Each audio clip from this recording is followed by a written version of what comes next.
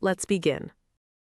Let me tell you about the most useful thing that ever happened to me at a kitchen table. I was 8 years old, I had saved up 4 whole weeks of allowance, marched myself down to the store with the money warm in my pocket, and spent every last cent on a toy that broke before bedtime. I cried, and my dad, instead of fixing it for me or quietly slipping me a refund, just sat down beside me and said, "Well, that one stings, doesn't it? What did we learn?" That night cost me about $6. Looking back, I think it saved me thousands. Here's the idea I want to hand you today, and I will warn you up front, it runs against almost everything our instincts tell us as parents and as people. Failing is not the opposite of succeeding. Failing is a skill, and like any other skill, it can be practiced, it can be coached, and a person can genuinely get better at it. The people who go on to do hard things well are not the ones who never fall down. They are the ones who have fallen down so many times that falling stopped being a catastrophe and quietly became information. Watch what happens when we never let that practice happen at all. Picture a young plant grown in a perfectly still greenhouse. No wind, no stress, ideal, everything all the time. It shoots up tall and green and looks absolutely wonderful.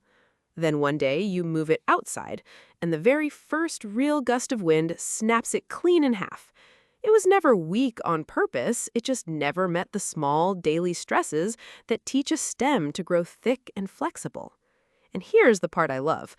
Researchers actually have a name for this. They call it stress wood, the stronger fibers a tree learns to build precisely because the wind kept pushing on it year after year. Children, it turns out, are not so different. A kid who never gets to lose a game, never bombs a test, never blows their own money on something silly, is a stem with no stress wood.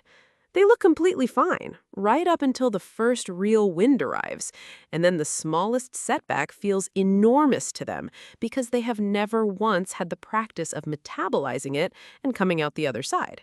So our job, it turns out, is not to clear every single obstacle out of the path. Our job is to put small, survivable failures into the path on purpose, while the stakes are still tiny, and then to coach our kids gently through them. Let me show you what that coaching actually looks like up close, because the whole thing lives in the details. The first move is to normalize it, and we do this before the failure even arrives. We name it out loud as a normal, expected part of learning, not as a verdict on anyone. Think about the difference between two houses.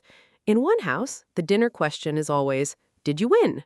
That quietly teaches a child that outcomes are the only currency that counts. In the other house, the question is, "What did you try today that felt hard?"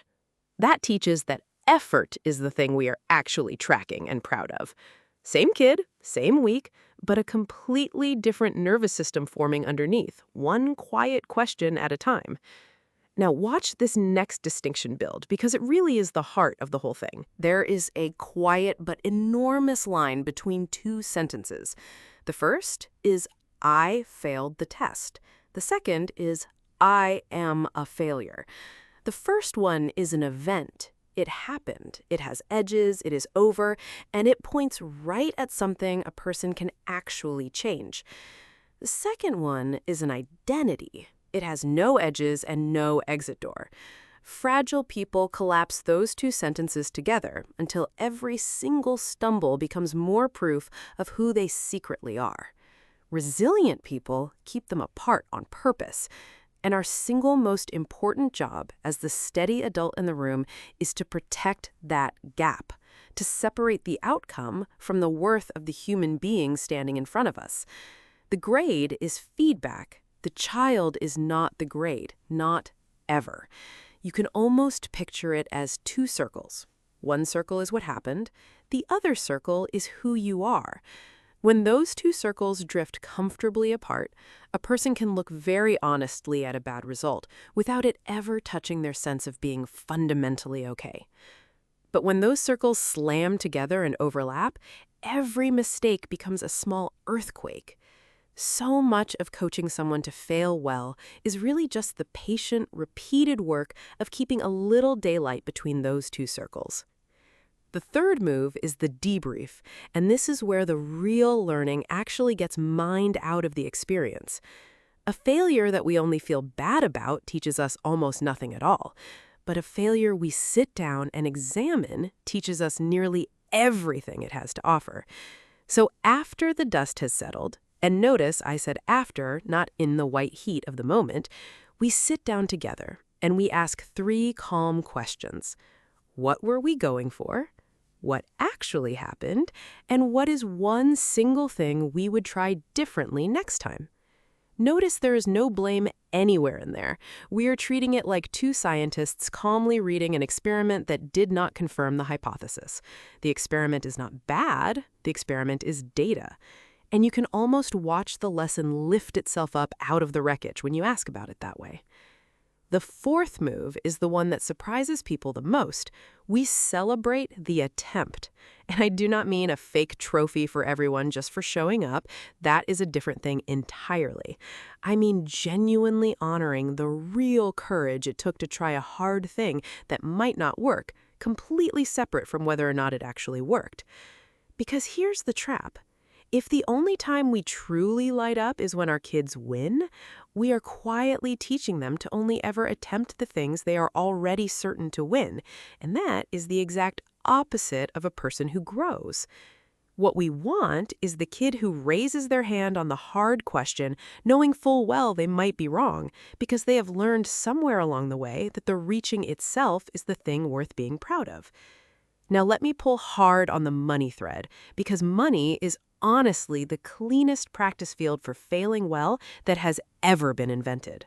Here is the reframe that changes everything. Small money mistakes made early in life are not damage. They are tuition, and they are astonishingly, beautifully cheap tuition. Just think about it for a second. A 10-year-old who spends their entire allowance on something flimsy and then feels that hollow, what did I just do feeling on the long walk home, has just learned a real lesson about impulse spending that cost a grand total of $6. That very same lesson, left unlearned, has a habit of showing up later. It shows up at 25 as a maxed out credit card. It shows up at 45 as a house payment that never quite made sense on paper. Same exact lesson.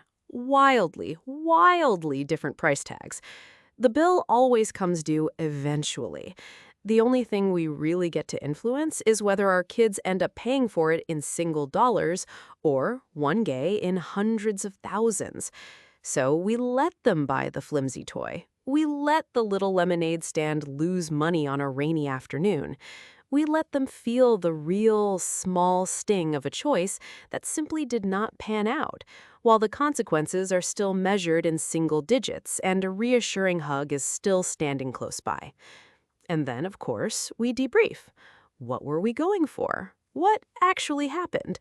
What would we try next time? The very same 4 moves, now with a small dollar sign attached, quietly building the exact muscles they are going to need when those numbers eventually grow real teeth.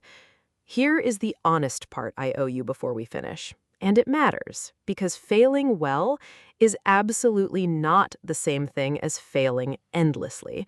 There is a real and important difference between a productive failure and a harmful one, and pretending otherwise would not serve you or your kids.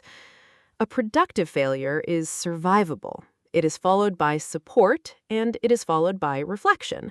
A skinned knee, a lost game, a blown allowance, all of it with a steady adult standing nearby to help make sense of it afterward. That is the stuff that builds the stress wood. But a failure that is genuinely dangerous, or one that is relentless with no support and no path to recovery, does not build resilience at all. It just wounds. The art here was never about throwing our kids into deep water to see if they happen to swim. The art is letting them wade into water that is exactly deep enough to teach them something real, while we stand close enough to reach right in. So if you carry just one thing into this coming week, let it be this. The very next time your child stumbles, or honestly, the next time you do, see if you can feel even a small flicker of something other than pure dread. Because a safe, small failure is not the day going wrong, it is a lesson arriving early, while it is cheap, while there is still a warm hand right there to hold. We are not in the business of raising children who never fall. We are raising children who know, all the way down in their bones, exactly how to get back up. So go ahead, let them practice losing. It just might be one of the kindest and bravest gifts you will ever give them. If something here was useful today, the best thing you can do is use it tonight in one small way. And if you'd like to keep growing with us, you're welcome in our tribe at familycreative.org. It's where we gather the tools and resources we build for people doing this on purpose, and where you can learn more, share what's working, and help someone a few steps behind you. That's the whole point. Small, steady, together. Be kind, try hard, do the work, build the family. We'll see you in the next one.